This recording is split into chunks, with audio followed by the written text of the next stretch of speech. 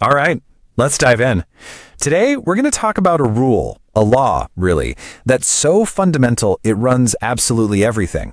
I'm talking from a giant burning star all the way down to your morning cup of coffee. This is the first law of thermodynamics. But before we get into the nitty-gritty, let me ask you something.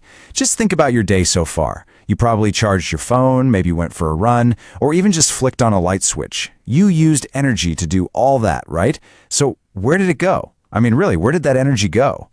Well, the answer is kind of mind-blowing in its simplicity.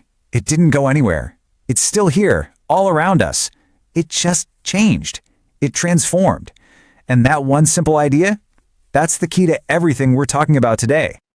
Okay, so let's bring this down to Earth. We're swimming in energy, all the time, even when we're not thinking about it. You can think of it as this invisible engine that powers our entire world. And that's the tricky part, right? You can't actually point and say, hey, look, there's some energy. What you see, what you feel are its effects. It's the warmth of the sun hitting your face. It's the light coming from your phone screen. It's that boost you get after you eat. Energy is the behind-the-scenes magic that makes all that stuff happen. So you gotta wonder, if we're constantly using energy, why don't we just run out? What keeps the whole system from just fizzling out?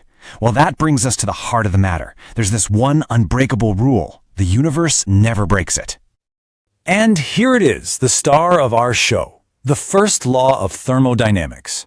Now, this isn't just some good idea or a theory someone came up with. This is a bedrock principle of physics. It says you cannot create energy from thin air, and you can't destroy it either. All you can do is change its form. Okay, let's break that down. Imagine you could draw a magic box around, well, anything. A cup of coffee, your car, or even the whole universe. The total amount of energy inside that box will always stay the same. It might move around, change from heat to motion, but the grand total, it never changes, not one bit. Of course, scientists have a shorthand for this, an equation. And I know equations can look a little intimidating sometimes, but stick with me here because the idea behind this one is actually super simple and elegant. So there it is. Delta U equals Q minus W. All this is saying is that the change in a system's total energy, that's the delta U, is just the heat you put into it, the Q, minus the work it does, the W. That's it. It's an energy budget. But honestly, you can forget the letters and symbols. What this really means is that energy is like the universe's most perfect accountant. Not a single drop is ever lost or misplaced. Everything has to add up. It's a perfect eternal balance. All right, enough with the theory. Let's see this law in action. How does this show up in the real world? Well, it's everywhere, from super simple things to incredibly powerful machines. This is a great way to see it. Look at the cup of tea. It gets cold, right? But that heat energy didn't just disappear. Nope. It moved into the air around it. The tea lost some energy, and the air gained that exact same amount. It's just been redistributed. Same thing with a car engine. The chemical energy locked in the gasoline isn't destroyed. It's converted into motion to move the car, and a whole lot of heat that you can feel coming off the hood. See? Perfect conversion, perfect balance. And here's the coolest part. This isn't just about tea and engines. This is happening inside of you, right now.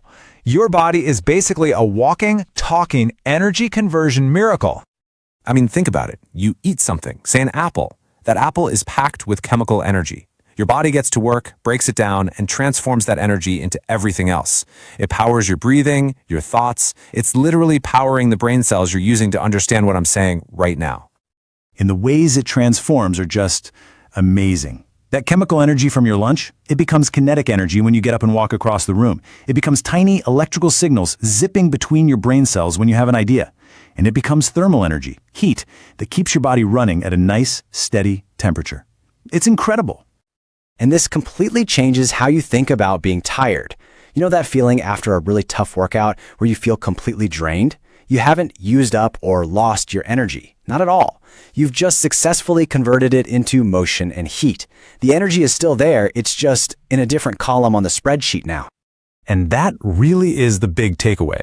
The exact same rule that decides how a giant star burns for billions of years is the same one that governs the silent, steady rhythm of your own heart.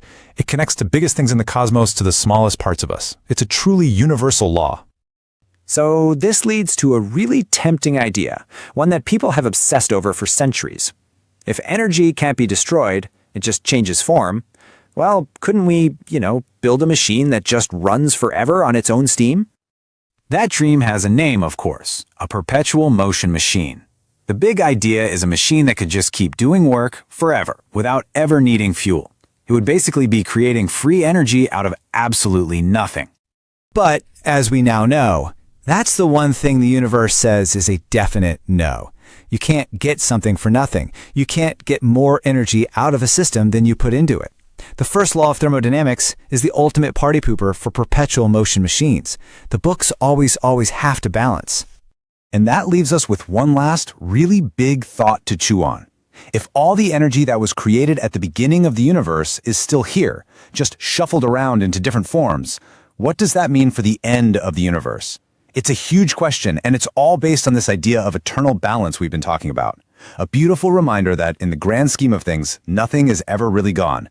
Thanks for tuning in.